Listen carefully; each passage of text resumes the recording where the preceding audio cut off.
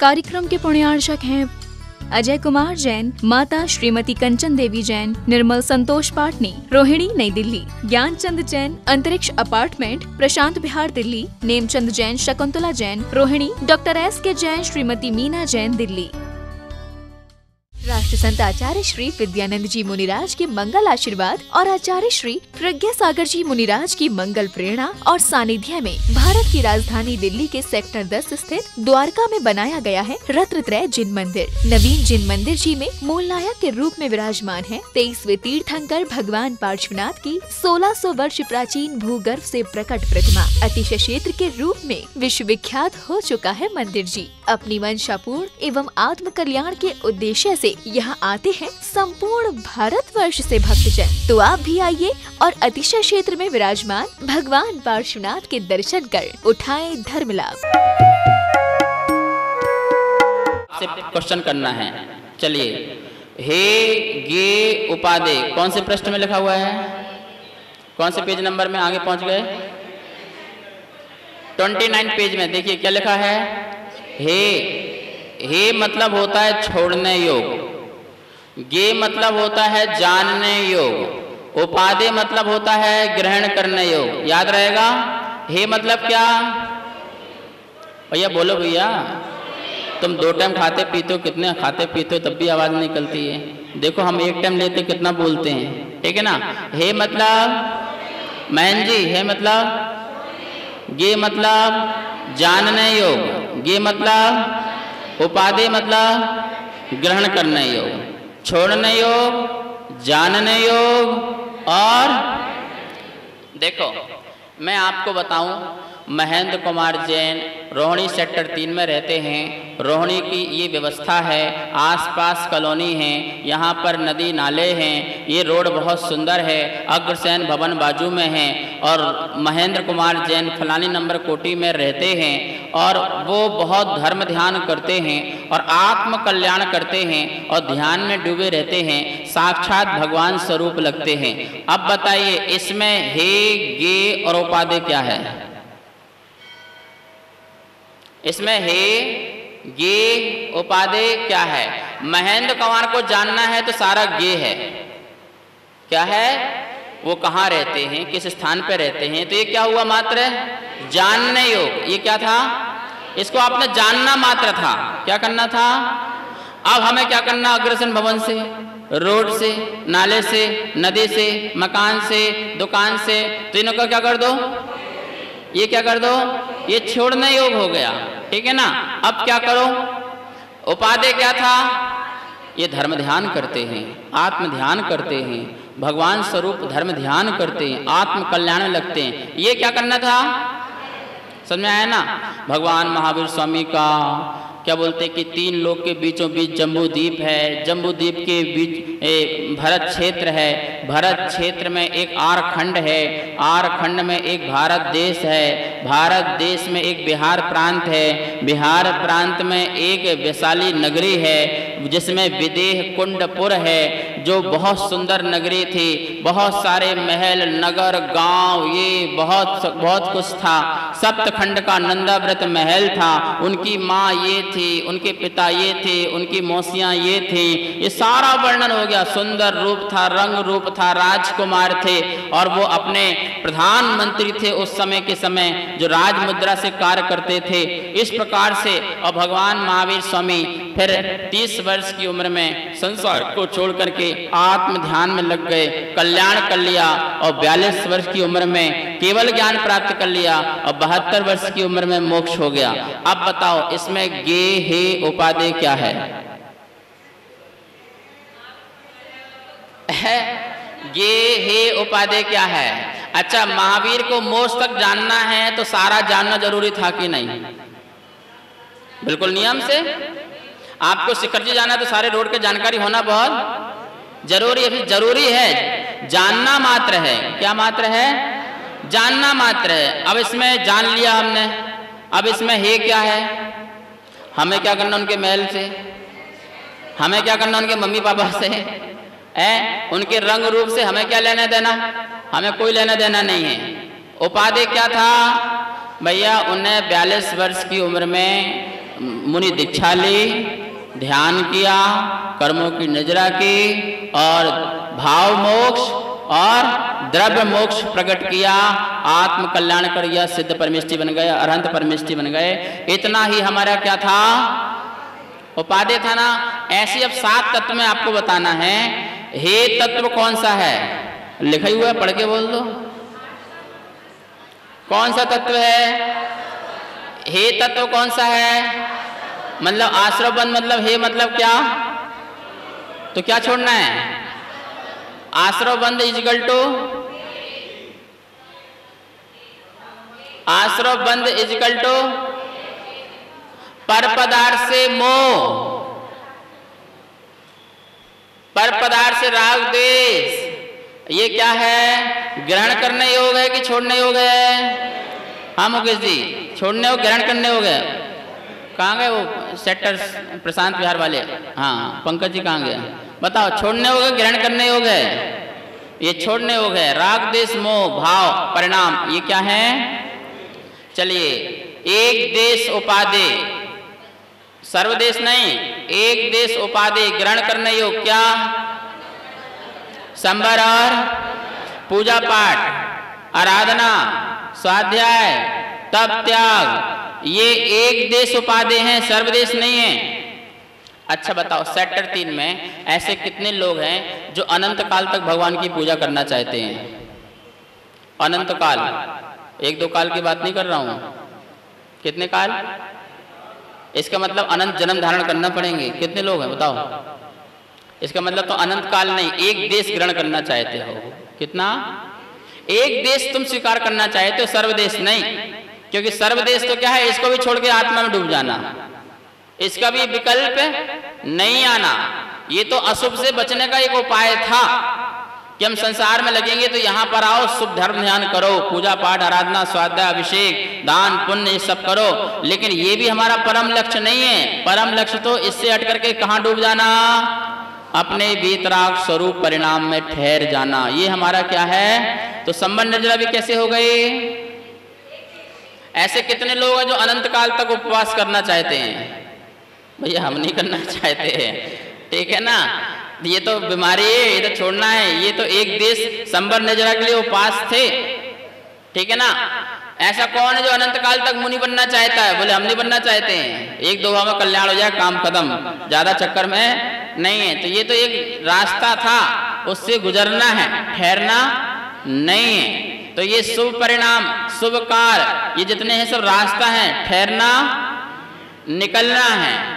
बोलो गुरु द्वारा, बोलो गुरु द्वार, द्वार में ठहरा नहीं जाता, द्वार से निकलना होता है। द्वार में ठहर गए तो अंदर, तो देव शास्त्र गुरु द्वार हैं, ये क्या है, इनके द्वार से निकल जाओ और अपने में पहुंच जाओ। द्वार में खड़े रहे तो,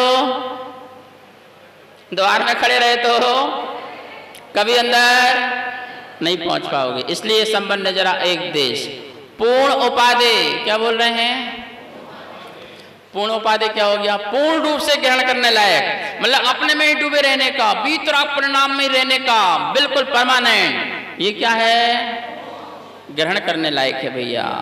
आश्रय करने योग्य कौन है, आश्रय करने योग्य उपादेय कौन है, जीव, मम्मी का जीव, पापा का जीव, संसारी जीव, पड़ोसी का जीव, सखी का जीव, सखा का जीव, कौन सा जीव, अपना, मैं स्वयं, मैं स्वयं कैसा हूं। पर तुम तो बोलते मम्मी हमारा क्या होगा, तुम बिना हमारा क्या होगा, तुम्हारे बिना हमारा क्या होगा, और देना है तो दीजिए। लो भैया, मतलब तुम अनंत जन्म धारण करो तो हमें भी उसी चक्कर में लगाओ कि तुम भी अनंत जन्म धारण करो। किस किस का आश्रय लोगे। शांति सागर जी महाराज जी थे, उनकी समाधि चल रही थी, उनके संगपति पूरा विहार कराते थे, बहुत धर्म ध्यान करते थे, अंत में मुनि बन गए वो। तो वो बोले भगवान अब आपकी समाधि हो जाएगी तो हम तो बेसहारा हो जाएंगे, हम किसके सहारे में रहेंगे। तो उन्होंने बोला मैं किसके सहारे में था, बोले धर्म के सहारे में था, तुम किसके सहारे में रहोगे। कोई किसी का सहारे मत रहना। सब किसके सहारे में रहना? अपने ही स्वयं के वीतराग धर्म के सहारे में रहना, वही तुम्हारा सहारा। ये तो मैं बाहर का सहारा था, इसको छोड़ दो। ये सहारे, ये दिल सहारे मत ढूंढ, ये सहारे टूट जाते हैं। ये दिल सहारे मत ढूंढ, ये सहारे टूट जाते हैं। जोश लहरों को आते हैं, किनारे छूट जाते हैं। लहरों को जोश आया और किनारे क्या हुए? तो ये सब छूट जाएंगे। इनके चक्कर में मत पड़ना। क्या करो? लोगों से प्रेम नहीं, अपनी आत्मा से प्रेम करो। किससे प्रेम करो? किससे प्रेम करो? जब तक दुनिया में रहेगा फुर्सत न मिलेगी काम से। जब तक दुनिया में रहेगा फुर्सत न मिलेगी काम से। कुछ समय ऐसा निकालो, प्रेम करो भगवान से, प्रेम करो इस जीव से। तुम कौन हो? जीव हो, इसका आश्रय लो, इसमें रहो, ठहरो, ठहरने का प्रयास करो, पुरुषार्थ करो। और कैसा पुरुषार्थ होगा? राग द्वेष मोह का अभाव, यही आश्रय लेने लायक है। गे क्या है? ये देखो स्पष्ट बोल दिया। गे क्या है? मम्मी पापा को जानो बस, संसार को जानो बस जो ज्ञान में आए उसे जानो। ये गे हैं, ग्रहण करने योग्य उपाधि हैं क्या? नहीं है। ये मात्र कैसे हैं? और इनके प्रति हे आश्रव बंद, वो क्या है? हे है। अब देखो पूरा निकल गया, यहाँ पर आ गया। जीव कैसा है भैया? परम उपाधि, आश्रय भूत। अजीब कैसा है? मात्र जानने योग। आश्रव बंद कैसा है? संबंध जरा कैसा है? मोक्ष कैसा है? हाँ, ये पुस्तक भी समाप्त हो गई है, ठीक है ना। इस प्रकार से हम सभी लोग इस बात को, तत्व को जानने के बाद परम सुखी होने का राज मिलता है। हमारा दुख का कारण नियम से अजीब की संगति करना नहीं है, अजीब के प्रति राग द्वेष मोह का परिणाम है।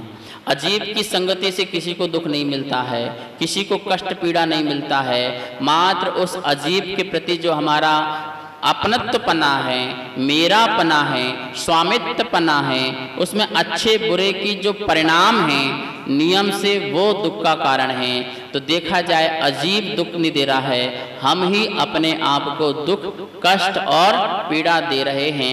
यदि ये तत्व बैठ जाए, श्रद्धा में बैठ जाए, आस्था में बैठ जाए, तो मैं विश्वास के साथ कहता हूँ असली जैन धर्म समझ में आ जाएगा और तुम्हें कोई भी सिद्ध भगवान बनने से रोक नहीं पाएगा। हर आत्मा परमात्मा बन जाएगी ये नियम से। इस प्रकार से आज 7 तत्व हो गए हैं। जैन धर्मोस्तु मंगलम, नमो अरिहंताणं, नमो सिद्धाणं, नमो आयर्याणं, नमो उवज्झायाणं, नमो लोये शव्यशावणम्। अरिहंते सिद्धे सूरी उपाध्याय साधु सर, अर्थ के प्रकाशी मांगलिक के उपकारी हैं। तिनको स्वरूप जान रागते हुई जो भक्ति, काय को नामाई अरुधुति को उचारी है। धन्य धन्य तिन इस काज आज सब भय, कर जोड़े बार बार वंदना हमारी है। मंगल कल्याण सुख ऐसो हम चाहते हैं, होई मेरी ऐसी दशा जैसी तुम धारी है। होई मेरी ऐसी दशा जैसी तुम धारी है। होई मेरी पंच परमेष्टि भगवान की। सभी के पास तीसरा भाग पहुंच गया होगा और जिसके पास नहीं होगा तो पहुंचा दें भैया। 37 नंबर के पेज में आज हम कर्म विज्ञान के बारे में पढ़ेंगे कि कर्म क्या होता है, किसे कहते हैं और क्या हमारा सारा जीवन कर्म पर डिपेंड है या अपने आप पर। हम कर्म से के कारण परतंत्र हैं या अपने कारण स्वतंत्र हैं, इस बात की आज यहाँ पर व्याख्या करेंगे। जो अपनी आत्मा के असली स्वभाव को प्रकट न होने दे। देखिए, कर्म जैसे धूल के बारीक कण होते हैं, ऐसे ही कर्म के भी कण होते हैं, अर्थात अनंत परमाणुओं के समूह को वर्ग कहते हैं। क्या कहते हैं? वर्ग। किसके समूह को? परमाणुओं के समूह। परमाणु किसे कहते हैं? जिसका दूसरा विभाग ना हो सके, जिसका दूसरा टुकड़ा ना हो सके, और जो केवल ज्ञान ही गम्य हो। हमारे इंद्रियों द्वारा जो परमाणु दिखाई न दे, ऐसा पुद्गल परमाणु एक, और ऐसे अनंत पुद्गल परमाणुओं का समूह जिसका नाम कहते हैं वर्ग। क्या बोलते हैं? वर्ग। समझ में आया? वर्गों के समूह को वर्गणा। वर्गणा किसे कहते हैं? वर्गों के समूह को, परमाणुओं के समूह को वर्ग, वर्ग के समूह को वर्गणा, वर्गणा के समूह को स्पर्धक। स्पर्धक, वर्गणा के समूह को स्पर्धक। ऐसे स्पर्धक को ही कर्म कहते हैं। क्या कहते हैं? कर्म कहते हैं। मतलब एक परमाणु कर्म नहीं है, अनंत परमाणु मिलकर के जो एक स्कंद बंधा है, जो सूक्ष्म स्कंद है, जो आँख के अगोचर भी नहीं है, केवल ज्ञान गम्य है, ऐसी एक वर्गणा। सुनिए, ये वर्गणा 3 लोक में ठसाठस भरी हुई है। आपने कभी देखा होगा कि प्रकाश की किरण घर में आ रही हो, उसमें कितने परमाणु आपको उड़ते दिखाई देते हैं, पर वो परमाणु भी स्कंद है। वो एक एक जो कण दिखाई दे रहे हैं ना, वो बहुत बड़ा स्कंद है। उसमें भी अनंत परमाणु होगा एक एक कण में, जो आपको कण दिखाई दे रहा है। ठीक है ना? तो इससे भी सूक्ष्म, जो हमें आंखों से दिखाई ना दे, ऐसे पौधले कार्बन परमाणु अलग हैं। संसार में वर्गणाएं अलग अलग वर्गणाएं हैं। पूरे 3 लोक में शरीर बनाने वाली वर्गणा अलग है, भाषा को उत्पन्न करने वाली वर्गणा अलग है, मन को बनाने वाली वर्गणा अलग है, और कर्म जो कहलाते हैं ज्ञानावर्णी, दर्शनावर्णी, वो सभी वर्गणाएं अलग अलग हैं। 23 प्रकार की वर्गणाएं होती हैं। कितने प्रकार की होती हैं? 23 प्रकार की। उसमें कारण वर्गणाएं, भाषा वर्गणा, मनोवर्गणा, और ये आपकी कारण वर्गणा। इस कार्यक्रम के प्रणयार्चक थे अजय कुमार जैन, माता श्रीमती कंचन देवी जैन, निर्मल संतोष पाटनी, रोहिणी नई दिल्ली, ज्ञानचंद जैन, अंतरिक्ष अपार्टमेंट, प्रशांत विहार दिल्ली, नेमचंद जैन, शकुंतला जैन, रोहिणी, डॉक्टर S.K. जैन, श्रीमती मीना जैन, दिल्ली।